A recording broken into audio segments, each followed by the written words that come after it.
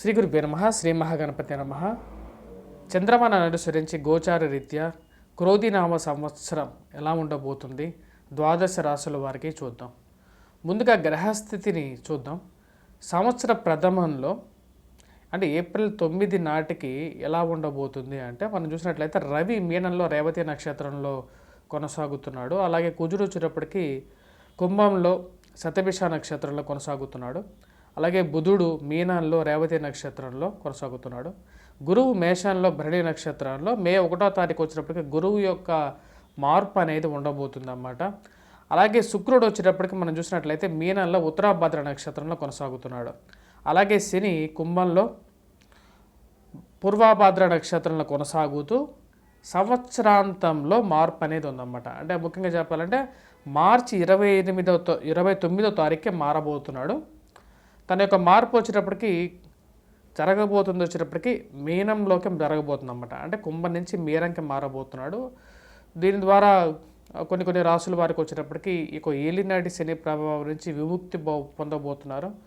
ముఖ్యంగా చెప్పాలంటే ఈ యొక్క కర్కాటక రాశి వారికి వచ్చేటప్పటికి అష్టమ నుంచి భాగ్యస్థానంలోకి శని సంచారం జరుగుతుంది. వృశ్చిక రాశి వారికి వచ్చేటప్పటికి అర్ధాష్టమ శని బాధ ఏదైతే ఉందో దాని నుంచి కూడా విముక్తి పొందబోతున్నారు. అలాగే మకర రాశి వారికి కూడా సంవత్సరాంతానికి వచ్చేటప్పటికి ఏలినాటి శని ప్రభావం ఇంచుమించు దూరం అయిపోతుంది అన్నమాట.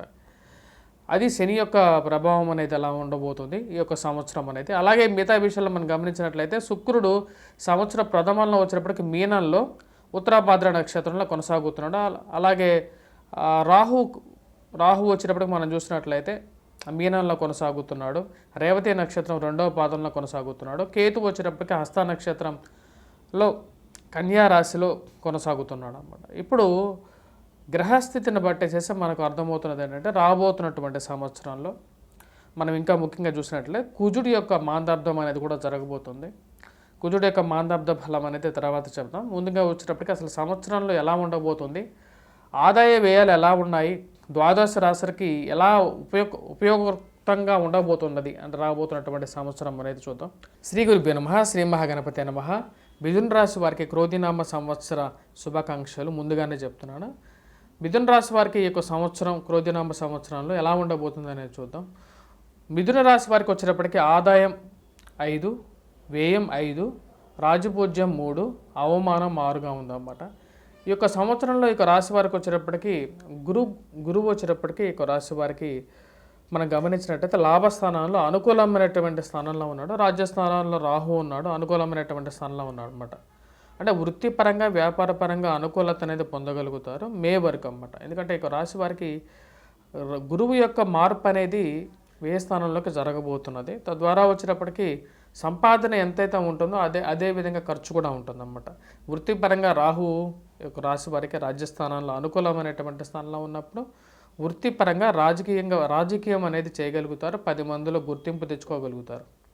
కాకపోతే మీరు చేస్తున్నటువంటి రాజకీయాలు కానీ ఈ యొక్క వ్యవహారాలు ఏవైతున్నాయో వాటి వల్ల కొన్నిసార్లు ఆభాస పాలు కూడా అవ్వాల్సినటువంటి పరిస్థితి అనేది ఉంది.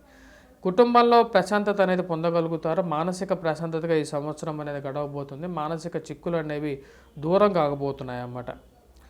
10 మందిలో ఇరుగు పొరుగు సఖ్యత విషయంలో కొంచెం జాగ్రత్తగా ఉండాలి. ఇక రాశి వారికి భాగ్యస్థానంలో మిథున రాశి వారికి శని సంచారం అనేది ఉంది. సంవత్సర చివరికి వచ్చేటప్పటికి అంటే మార్చి 2025 మార్చి 29వ తారీఖు వచ్చేటప్పటికి శని సంచారం అనేది స్టార్ట్ అవుతుంది. శని మీనంలోకి సంచారం చేయబోతున్నాడు, అంటే రాజ్యస్థానంలో కలవబోతున్నాడు అన్నమాట. ఎవరితో కలవబోతున్నాడు అంటే రాహుతో కలవబోతున్నాడు. తద్వారా వచ్చేటప్పటికి ఉద్యోగపరంగా కొన్ని చిక్కులు సమస్యలు అనేది ఎదుర్కోవలసినటువంటి పరిస్థితి అనేది కూడా ఉంది. వృత్తిపరంగా కొంచెం అనుకూలత అనేది ప్రథమార్థంలో ఇక రాశి వారు ఎక్కువగా పొందబోతారు. వృత్తిపరంగా వ్యాపారపరంగా కూడా అనుకూలమైనటువంటి ఫలితాలు అనేవి వస్తాయన్నమాట. ధనం సంపాదించగలుగుతారు, దాని తగినటువంటి విధంగా ఖర్చు అనేది ఉంటుంది. వృత్తిలో అనుకూలత అనేది పొందగలుగుతారు. వ్యాపారపరంగా కూడా అనుకూలంగా ఉంటుంది. నూతన వ్యాపార ప్రయత్న సంబంధితమైన విషయాలు అనుకూలించే విధంగా ఉంటుంది ప్రథమార్థాల్లో. అలాగే ఆరోగ్యం కూడా అనుకూలంగానే ఉంటుంది. ప్రథమార్థాల్లో ఆరోగ్యపరంగా కూడా చిన్న సమస్యలు ఉన్నప్పటికీ కూడా వాటిని ఎలాగైనా సరే ముందుకు రాగలుగుతారన్నమాట. ధన సంబంధితమైన విషయాలు అనుకూలించే విధంగా ఉంటుంది. ధన రాబడి అనేది అనుకూలంగా ఉంటుంది, దాని తగినటువంటి ఖర్చు అనేది కూడా ఉంటుంది అన్నమాట.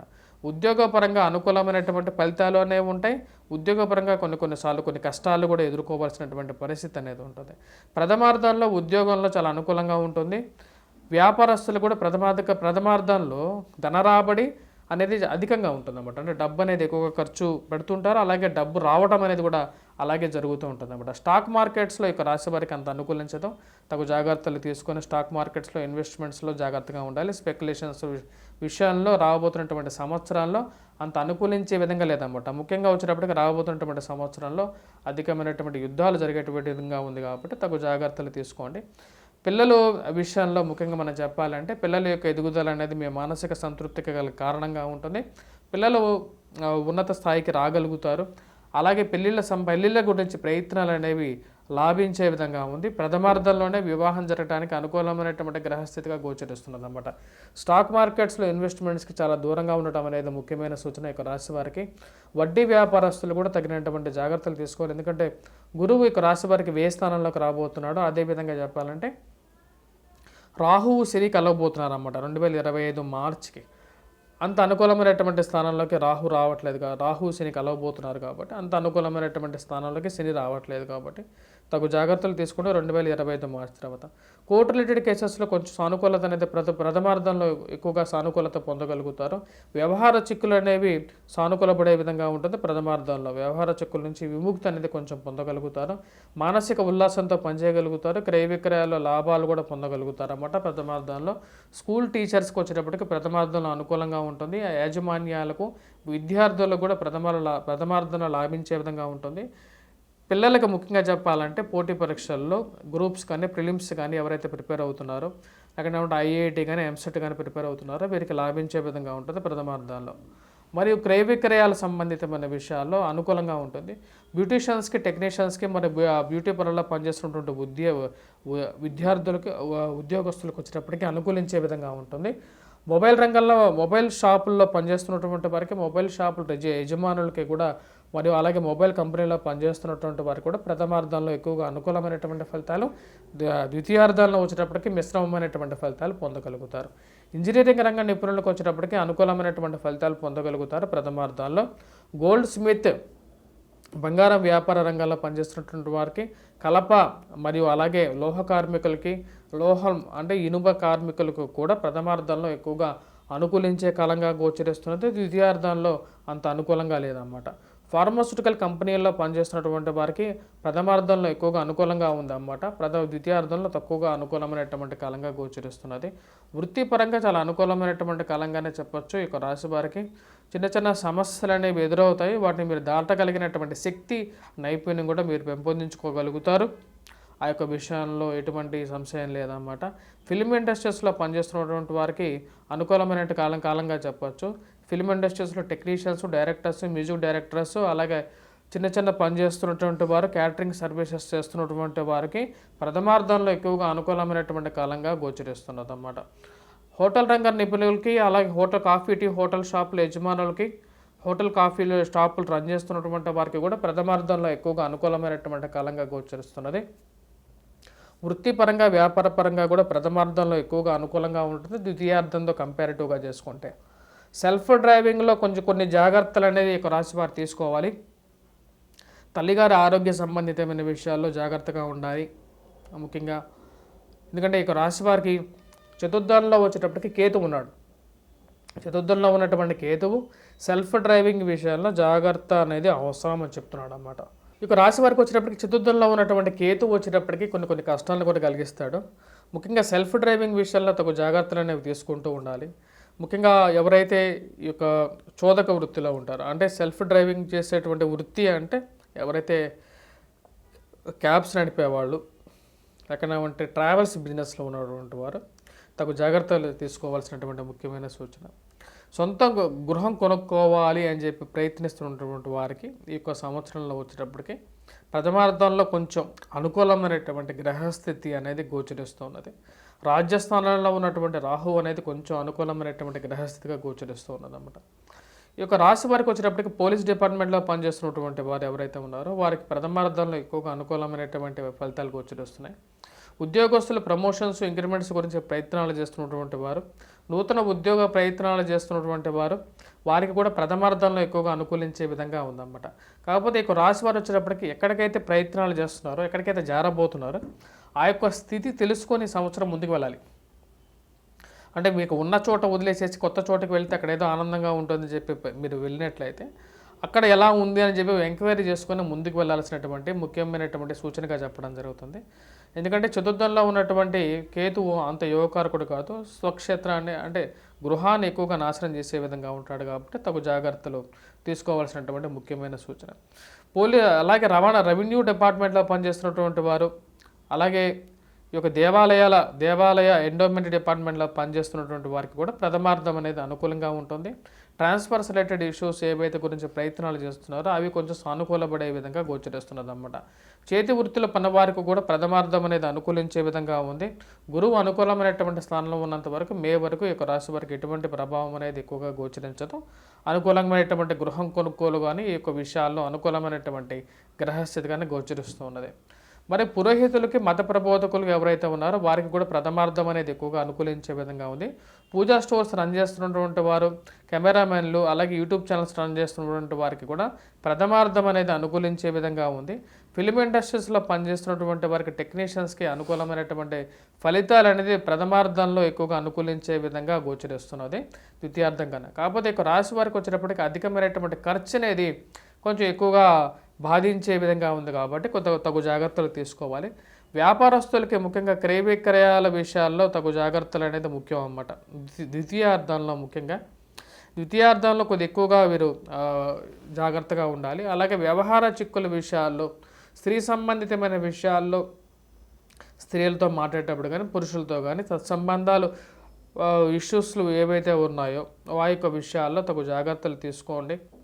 ఎందుకంటే సప్తమాధిపతి ఇక రాశి వారికి ఏ స్థానంలోకి రాబోతున్నాడు కాబట్టి కుటుంబాన్ని కాపాడుకోవటానికి భార్యాభర్తల జీవితాన్ని ఎక్కువగా అనుకూలమైనటువంటి స్థితిలోకి తీసుకువెళ్ళటం కోసం జీవితం అనేది ఎందుకంటే ప్రతి ఒక్కరి జీవితంలో కొన్ని అప్ అండ్ డౌన్స్ అనేవి ఉంటాయి. వాటన్నిటిని మర్చిపోయి ముందుకు వెళ్ళాల్సినటువంటి ముఖ్యమైన సూచనగా కూడా ఉంటుంది కాబట్టి తగు జాగ్రత్తలు తీసుకోవాల్సినటువంటి ముఖ్యమైన సూచన.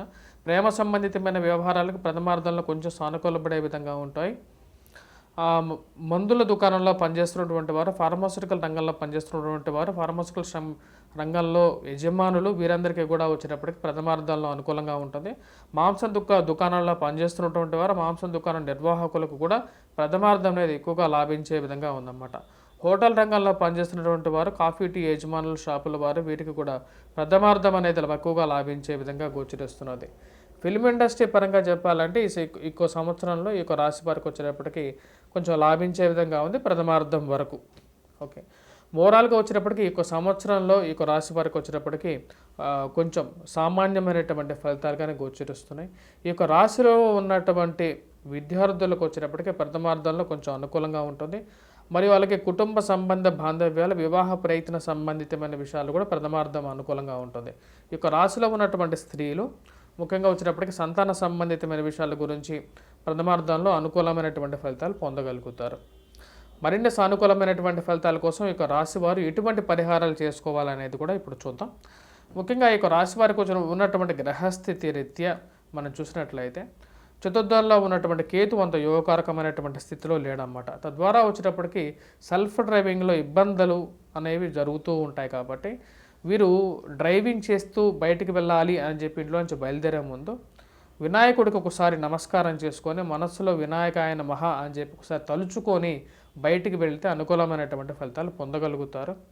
సెల్ఫ్ డ్రైవింగ్లో కొద్దిగా జాగ్రత్తగా ఉండాలి. ఎక్కువగా మీతో పాటు ఇంకొకరు ఎవరైనా డ్రైవింగ్ చేయగలిగినటువంటి సామర్థ్యం కలిగినప్పుడు వారికే ఎక్కువగా మీరు డ్రైవింగ్ ఇవ్వటం అనేది ఒక సింపుల్ రెమెడీ అన్నమాట. మరియు అదేవిధంగా బుధవారం పూట వినాయకుడిని పూజించినట్లయితే గృహం కొనుక్కోవాలి అని ఒక ఆలోచన ఏదైతే మీ మనసులో ఉందో అది కొంచెం నెరవేరే విధంగా ఉంటుంది. సంకష్టహర చతుర్థి వ్రతాన్ని కూడా ఆరంభించుకున్నట్లయితే మానసిక ప్రశాంతత పొందగలుగుతారు. మీకు కొన్ని కష్టాల నుంచి బయటికి రావడం అనేది జరుగుతుంది. ఆరోగ్యంలో అనుకూలమైనటువంటి ఫలితాలు కూడా పొందడం అనేది జరుగుతుందన్నమాట. మరియు అదేవిధంగా ఈ రాశి వారికి గ్రహస్థితి రీత్యా చూసినట్లయితే భాగ్యస్థానంలో ఉన్నటువంటి శని కూడా అంత అనుకూలమైనటువంటి ఫలితాలు లేడు. ఎందుకంటే భాగ్యస్థానంలో ఉన్నటువంటి శని అనుకూలం అనేది ఇవ్వడం అన్నమాట. అది శాస్త్రంలోనే ఉంది. దాని ప్రకారంగా వచ్చినప్పటికీ శనికి పరిహార రీత్యా శని భాగ్యస్థానంలో ఉంటే ఎటువంటి ప్రాబ్లం క్రియేట్ చేస్తారంటే తల్లిదండ్రులతో తండ్రితో ముఖ్యంగా వచ్చినప్పటికీ సఖ్యత అనేది తగ్గుతుంటుంది. రావాల్సినటువంటి ఆపర్చునిటీస్, ప్రమోషన్స్ కానీ ఇంక్రిమెంట్స్ కానీ ఇక రావాల్సినటువంటి చిన్న ఏవైతే ఉన్నాయో అవి దగ్గరికి వచ్చి దూరంగా జరగడానికి ముఖ్య కారకంగా తయారవుతాడు. కాబట్టి తగు జాగ్రత్తలు తీసుకోవాల్సినటువంటి ముఖ్యమైన సూచన.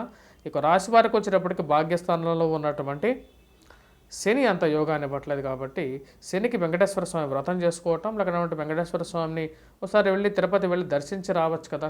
దర్శించి వస్తే కూడా అనుకూలమైనటువంటి ఫలితాలు పొందగలుగుతారు. లేకపోతే శనివారం పూట నాన్ వెజిటేరియన్ డ్రింక్స్ మానేసేసి కొంచెం వెళ్ళి మీరు సాయంకాలం పూట వెంకటేశ్వర స్వామి దేవాలయంలో కూర్చున్న ఒక 5 నిమిషాలు మానసిక ప్రశాంతత అనేది పొందగలుగుతారు. వీటన్నిటితో పాటు ఇక రాశి వారికి వచ్చేటప్పటికి మే తర్వాత గురువు అంత అనుకూలమైనటువంటి స్థితిలోకి రావట్లేదు. కాబట్టి దుర్వ్యయం అనేది కొంచెం ఎక్కువగా ఉంటుంది. సద్వయమే అని చెప్పచ్చు, కానీ ఖర్చు అయితే ఎక్కువగానే ఉంటుంది. డబ్బు ఖర్చు పెడతారు, కానీ అది మీ ఇంటి కోసమో మీకోసమో ఖర్చు పెట్టే డబ్బు కాబట్టి సద్వయంగానే చెప్తారు పెద్దలు. సో గురుగ్రహ అనుకూలత అనేది పెంపొందించుకోవాలి మే 1వ తారీఖు నుంచి ఈ రాశివారు. వాటి కోసం ఎటువంటి పరిహారాలు చేసుకోవాలి, ముఖ్యంగా విద్యార్థులు, ఉద్యోగస్తులు కూడా టీచింగ్ ప్రొఫెషన్లో ఉన్నటువంటి వారు, స్కూల్ మేనేజ్మెంట్స్ వారు చిన్న పరిహారాలు అనేది చేసుకోవాలి. ఎటువంటి పరిహారం చేసుకోవాలి అంటే పుష్యరాగాన్ని ధరిస్తే చూపుడు వేలికి అనుకూలమైనటువంటి ఫలితాలు పొందగలుగుతారు. అది లేనప్పుడు గురుగ్రహ కవచాన్ని పఠించినట్లయితే అనుకూలమైనటువంటి ఫలితాలు కూడా పొందగలుగుతారు. గురుగ్రహ శ్లోకాన్ని పఠించడం, మంత్రజపాన్ని చేసుకున్నా సరే మంచి అనుకూలమైనటువంటి ఫలితాలు పొందగలుగుతారు.